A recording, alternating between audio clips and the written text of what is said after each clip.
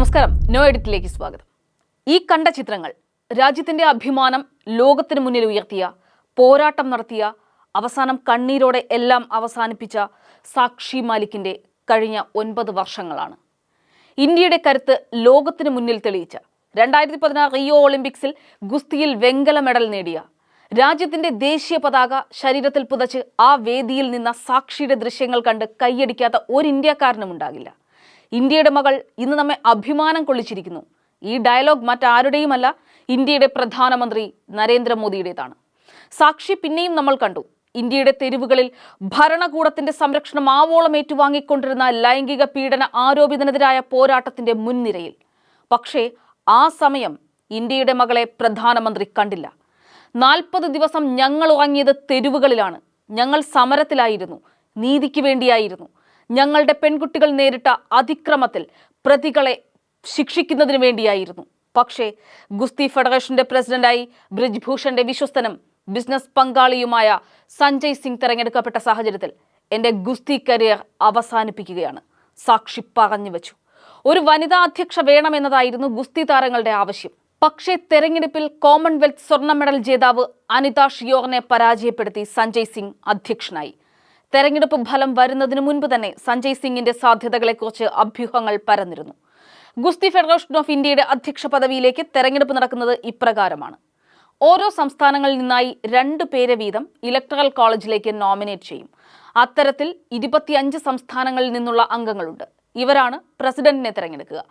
ഹരിയാന, ഗുജറാത്ത്, ഉത്തർപ്രദേശ് തുടങ്ങി ഒട്ടുമിക്ക സംസ്ഥാനങ്ങളിലും ഗുസ്തി അസോസിയേഷൻ ഭാരവാഹികൾ ബ്രിജ് ഭൂഷന്റെ സഹായികളോ ബന്ധുക്കളോ ആണ്. എന്നാൽ ബ്രിജ് ഭൂഷന്റെ സുഹൃത്തുക്കളോ സഹായികളോ മത്സരത്തിനുണ്ടാകില്ല എന്ന് സമര നേതാക്കൾക്ക് നൽകിയ ഉറപ്പാണ് സഞ്ജയ് സിംഗിന്റെ സ്ഥാനാർത്ഥിത്വത്തോടെ ലംഘിക്കപ്പെട്ടത്. ചുരുക്കി പറഞ്ഞാൽ ബ്രിജ് ഭൂഷന്റെ കയ്യിലെ പാവയെ പോലെ സഞ്ജയ് സിംഗ് പ്രവർത്തിക്കും. ബ്രിജ് ഭൂഷന്റെ ലൈംഗികാതിക്രമത്തിനിരയായ സ്ത്രീകൾക്ക് പൂർണ്ണമായും നീതി നിഷേധിക്കപ്പെട്ടു. കോടതിയിൽ പോലും സ്ത്രീകൾക്കെതിരെ നടത്തിയ അതിക്രമത്തെ സ്വാഭാവിക സംഭവമായാണ് ബ്രിജ് ഭൂഷൺ അവതരിപ്പിച്ചത്. BJPയുടെ കേവലം ഒരു MP അല്ല ബ്രിജ് ഭൂഷൺ. BJP വലിയ സ്ഥാനമാനങ്ങളൊന്നും നൽകിയില്ലെങ്കിലും ശക്തനാണ് പാർട്ടിയിൽ ബ്രിജ് ഭൂഷൺ. UPയിലെ ഇയാളുടെ ജന്മനാടായ ഗോണ്ടയ്ക്ക് ചുറ്റുമുള്ള 1/2 ഡസൻ ജില്ലകളിലെങ്കിലും BJPക്ക് ബ്രിജ് ഭൂഷണെ ആവശ്യമുണ്ട്. യോഗി ആദിത്യനാഥും ബ്രിജ് ഭൂഷണും തമ്മിൽ പലപ്പോഴും ഏറ്റുമുട്ടൽ നടന്നെങ്കിലും ഇയാളുടെ പാർട്ടിയിലെ സ്വാധീനം ഇനിയും കുറഞ്ഞിട്ടില്ല. അതിക്രമം നേരിട്ട ഗുസ്തി താരങ്ങൾ മാധ്യമങ്ങൾക്ക് മുന്നിൽ പൊട്ടിക്കരഞ്ഞപ്പോഴും സാക്ഷി മാലിക് ഉൾപ്പെടെയുള്ളവർ തെരുവിലിറങ്ങിയപ്പോഴും പ്രധാനമന്ത്രി മൗനം പാലിച്ചത് വെറുതെയല്ല.